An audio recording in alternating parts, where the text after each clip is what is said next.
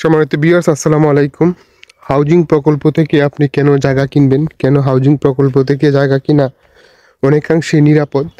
আজকাল আমরা দেখবেন যে আসলে ব্যক্তিগত জায়গা কিনতে গেলে নানা ধরনের সমস্যায় ভুগি, ঝামেলায় পড়ি। কেননা মনে করেন একজন লোকের কাছ থেকে যখন আপনি একটা জায়গা কিনবেন, তখন হচ্ছে সেইখানে কিন্তু ওই যে বাসাবাড়ি করা সময় একটু ঝামেলা হয়, কেননা গ্রামের একটা আধিপত্য থাকে। ঠিক আছে, তারা মসজিদ মন্দিরে একটু চাঁদা দাবি করে। চাঁদা বলতে কি, ওই যে সহযোগিতা আর কি। এই সহযোগিতার নামেই ওরা টাকা পয়সা দাবি করে, যার কারণে দেখা গেছে কাজ অর্ধেক চলমান থাকা অবস্থায় অনেক ধরনের প্রবলেম বা হ্যাসেল তৈরি করে আর কি। তো সেই সব সমস্যা বা ঝামেলা থেকে বেঁচে থাকতে হলে আপনাকে হাউজিং প্রকল্প থেকে জায়গা কিনতে হবে। আপনি যখন এরকম হাউজিং প্রকল্প থেকে জায়গা কিনবেন, দেখেন এখানে অসংখ্য মানুষ কিন্তু এখানে হাউজিং প্রকল্প থেকে জায়গা কিনেছেন। তারা সবাই নতুন করে এখানে এসেছেন। এখানে কেউ পুরানো কেউ নাই। কিন্তু আপনি যখন গ্রামে বা আশেপাশে কারো ব্যক্তিগত কাছ থেকে যখন আপনি জায়গাটা কিনবেন, তখন ওই এলাকার মানুষ অনেকেই ভাবে উনি তো নতুন জায়গা কিনে ওই এলাকায় আসছেন, কাজেই উনার একটু পাওয়ার দেখান আর কি, যে আমি তো লোকাল, আমি তো এই জায়গার লোকাল পারসন, কাজে আমার একটা অধিকার আছে। তো এইসব বিষয় থেকে যদি আপনি মানে হ্যাসেল এড়িয়ে চলতে পারেন, তাহলে তো ওকে, আপনি ব্যক্তিগতভাবে জায়গা কিনে লাভবান হতে পারেন। আর যারা মনে করেন না ভাই আমি সরকারি চাকরিজীবী বা প্রবাসী, অনেক প্রবাসীরা আছেন জায়গা দখল হওয়ার ভয়ে ব্যক্তিগত মানুষের কাছ থেকে জায়গা কিনতে চান না, আমি তাদেরকে রিকোয়েস্ট করবো যে আপনারা এইরকম ধরনের হাউজিং প্রকল্পে আপনারা জায়গা কিনতে পারেন।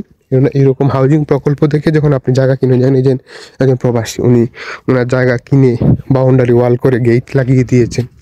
উনি একজন লন্ডন প্রবাসী, উনি ওনার প্লট বাউন্ডারি করে রেখে দিয়েছেন, যার যার প্লট আলাদা আলাদা। এখন এখানে কেয়ারটেকার আছে, সেইগুলা দেখভাল করতেছে। ঠিক আছে, হয়তো বা হাউজিং প্রকল্প আপনার কাছ থেকে নামমাত্র একটা ফি নিচ্ছে, মাসে 1-1.5 হাজার বা 500 টাকা। এইখানে এখনও আমাদের কাছ থেকে কোনো ধরনের কোনো ফিটি নেওয়া হচ্ছে না।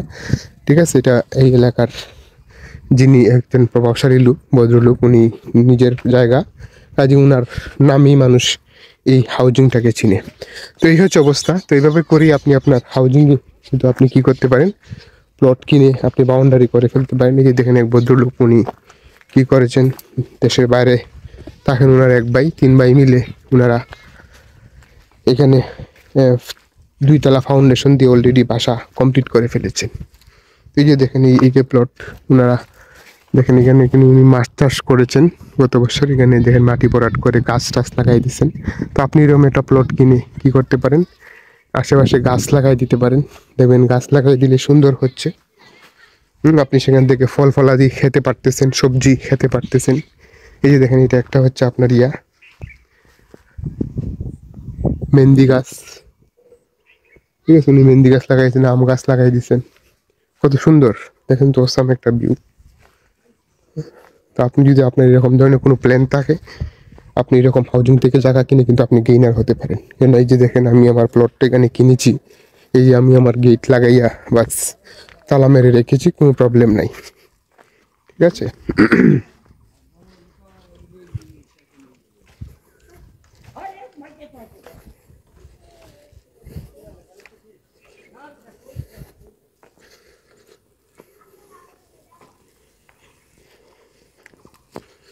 এই যে দেখেন সুন্দর ব্যবস্থাপনা।